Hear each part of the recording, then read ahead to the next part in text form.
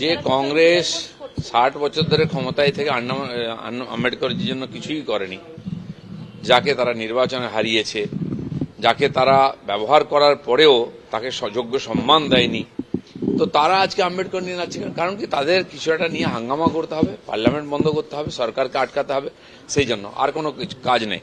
যদি আম্বেদকরের প্রতি এত শ্রদ্ধা থাকে তো তাকে নিয়ে তো অনেক কাজ করার ছিল, করেননি কেন? এসএসসির দিকে বারবার প্রশ্ন তুলে দিলেন প্রধান বিচারপতি। এসএসসি নিয়ে তো অনেক প্রশ্ন আছে। এসএসসির গুরুত্বটাই কমে গেছে, এখন বিশ্বাসযোগ্যতাও কমে গেছে। এখন সাধারণ মানুষের বিশ্বাসের উপরে এত অনিয়মিততা হয়েছে, এত ছেলেপুলের ভবিষ্যৎ অন্ধকারে গেছে, তারা আন্দোলন করে যাচ্ছেন। কিন্তু আগামী দিনে নতুন করে আবার যাতে পোস্টিং হয় তার যে চেষ্টা হবে, সবকিছু কিরম যেন ঘেটে গেছে। এখন যেহেতু মামলা আদালতে আছে, আদালত ঠিক করবেন কি হওয়া উচিত না হওয়া। প্রধান বিচারপতি যখন বলছেন আদেও কি এটা বাঁচা সম্ভব, এসএসসির পক্ষ থেকে বারবার বলা হচ্ছে হ্যাঁ বাঁচা সম্ভব। না, যদি সম্ভব, আজ নয় বছর গড়িয়ে যাচ্ছে, কেন হচ্ছে না? কিছু তো নমুনা করে দেখান যে এইভাবে আমরা করব, কোনো রাস্তাই নাই তো, পুরো ব্যাপারটাই ঝুলে গেছে। আম্বেদকর ইস্যুতে যেভাবে গতকাল অমিত শাহজি বলার পরও তৃণমূল বা অন্যান্য কংগ্রেস, অন্যান্য বিরোধী দল তারা মাঠে নামছেন, রেলে নেমে বিক্ষোভ করছেন। তারা বলছেন আম্বেদকরের সেন্টিমেন্টকে আঘাত করা হয়েছে এবং তৃণমূল কংগ্রেস এটাও দাবি করছে যে আম্বেদকরজির পরিবার তাদের পাশে রয়েছে। যে কংগ্রেস 60 বছর ধরে ক্ষমতায় থেকে আম্বেদকরজির জন্য কিছুই করেনি, যাকে তারা নির্বাচনে হারিয়েছে, যাকে তারা ব্যবহার করার পরেও তাকে যোগ্য সম্মান দেয়নি, তো তারা আজকে আম্বেদকর নিয়ে নাচছে। কারণ কি, তাদের কিছু একটা নিয়ে হাঙ্গামা করতে হবে, পার্লামেন্ট বন্ধ করতে হবে, সরকারকে আটকাতে হবে, সেই জন্য আর কোনো কাজ নেই। যদি আম্বেদকরের প্রতি এত শ্রদ্ধা থাকে তো তাকে নিয়ে তো অনেক কাজ করার ছিল, করেননি কেন? দেখুন, খুবই দুর্ভাগ্যজনক, যেটা আমাদের পশ্চিমবাংলায় বিধানসভায় দেখতাম মারামারি হতো, বিরোধী নেতাকে মেরে হসপিটালে পাঠানো হতো, সেই তারাই গিয়ে আবার লোকসভাতে একই কালচার নিয়ে যাচ্ছে। আমি জানি না এটাকে বাংলাদেশ বানাবার বা পাকিস্তান বানাবার চক্রান্ত হচ্ছে কিনা। এই যে গণতন্ত্রের পবিত্র মন্দির লোকসভা, সেটাকে কমপক্ষে ছেড়ে দেওয়া উচিত এদের রাজনীতি থেকে। এসএসসির যে ওয়েমার্কশিট নষ্ট করে দেওয়া হয়েছে তাই নিয়ে প্রধান বিচারপতির বেঞ্চ, বিচারপতিরা প্রশ্ন তুললেন যে ওই ওয়েমার্কশিটগুলো যখন ডিস্ট্রয় করলেন সেগুলোর ইমেজ সংরক্ষণ করলেন না কেন? তাহলে বাছা হবে কোন? এর পিছনে যে বিরাট দুর্নীতি আছে এটা তার প্রমাণ। ঠিক আরজি করের যে এভিডেন্স, সেই পীড়িতার শরীরটাকে নষ্ট করে দেওয়া হলো যাতে সবকিছু এভিডেন্স ছিল। এই সরকার একইভাবে কাজ করছে, এভিডেন্স নষ্ট করার মাস্টার।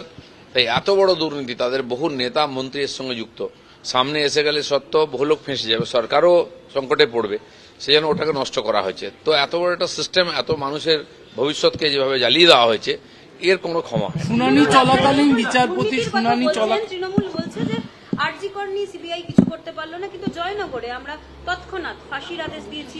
পুলিশ প্রায় 48,000 এরকম কেস হয়েছে, সোমোটো হয়েছে, হয়েছে পক্সো কেস হয়েছে, তার মধ্যে দুটোতে জাজমেন্ট এসছে। তার মানে কত পার্সেন্ট হলো জাজমেন্ট পশ্চিমবঙ্গ সরকারের যে তার প্রশাসনের যে এফিসিয়েন্সি, সেটাতে প্রমাণ হয়ে যায় যে 45-48,000 কমপ্লেন হওয়ার পর দুটো শাস্তি পেয়েছে। তো সেটা নিয়ে গর্ব করার মতো কিছু নেই। এসএসসির এই আধিকারিকদের শুনানি চলাকালীন প্রধান বিচারপতির বেঞ্চ থেকে তাদের সতর্ক করে বলা হলো, আপনাদের আধিকারিকরা সমস্যায় পড়তে চলেছেন, দাল মে কুছ কালা হ্যায়, আব তো সবকুছই কালা হ্যায়, মন্তব্য প্রধান বিচারপতি। ঠিকই, আধিকারিক বলে কিছু নাই। যেমন সন্দীপ ঘোষ বা সিপি বা এরকম কয়েকজন সামনে ছিলেন আরজি করেতে, তারা সরকারের হয়ে কাজ করছেন। এখানেও যে আধিকারিকরা এই কাজগুলো করেছেন তারা নিজের ইচ্ছায় করেননি, এর পেছনে লম্বা হাত আছে, সরকারের লোক আছে, তারা আজকে সামনে আছেন, তাদেরকে ফেস করতে হচ্ছে কোর্টকে প্রতিনিধি হিসাবে, কিন্তু যারা তাদের পরিচালন করেছেন সেখানে হাত পৌঁছানোর দরকার আছে। বাংলায় আপনারা যেভাবে রাজনীতি করেন, সন্ত্রাসের অভিযোগ করেছেন, আপনাদের কর্মসূচিতে বাধা দেওয়া হয়, হাইকোর্টে যেতে হয়, কোথাও করতে দেওয়া হয় না। এই পরিস্থিতিতে 1 মাসে 1 কোটির যে টার্গেট ছিল বা 1 কোটি সদস্যতার যে টার্গেট, কর্মী সমর্থকদের বোঝাবেন কি করে এবং কিভাবে সেই মেম্বারশিপ ড্রাইভটা আপনারা চালাবেন? হচ্ছে খুব কমই ছিল, এখন বেড়েছে অনেকটা। টার্গেট তো বড়ই রাখতে হয় সব সময়, তো টার্গেটের পৌঁছানো বা কাছাকাছি যাওয়ার তার চেষ্টা করছি আমরা, দেখা যাক কতদূর যায়। বাধা এলে তাদের কি দাওয়াই দেবেন? আগে বলছেন যে বিতর্ক হয়েছিল, আমি জনসংখ্যার কথা শিক্ষার জন্য বলেছি, আমি সব ধর্মকে ভালোবাসি, আমি শিক্ষার জন্য বলেছি, এটা বলা কোনো অপরাধ? উনি কতবার ক্লারিফিকেশন দেবেন?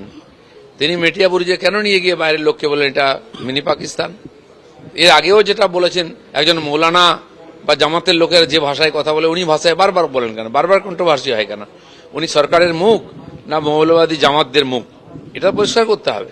সেই জন্য ক্লারিফিকেশন দিলে লোক বুঝে যাবে তা নয়, ঝুলির থেকে যখন বিড়াল বেরিয়ে যায় তখন চিৎকার চেঁচাবে। ওয়াকফ বিলের বিরোধিতায় ববি হাকিম, তহা সিদ্দিকীদের আজকে সভা, ওয়াকফের বিরোধিতায় আজকে ওয়াকফ বিলের বিরোধিতায় আজকে দেখা যাচ্ছে তহা সিদ্দিকী, ববি হাকিম এরা একসঙ্গে সভা করছেন ধর্মতলায়। শুনুন, এই তো সব শেয়ালের এক রা, আমরা জানি যেই পোশাক পরে থাকুক, যেই পদে থাক, কিন্তু ওই এক ব্যাপারে একটা সব মৌলবাদী।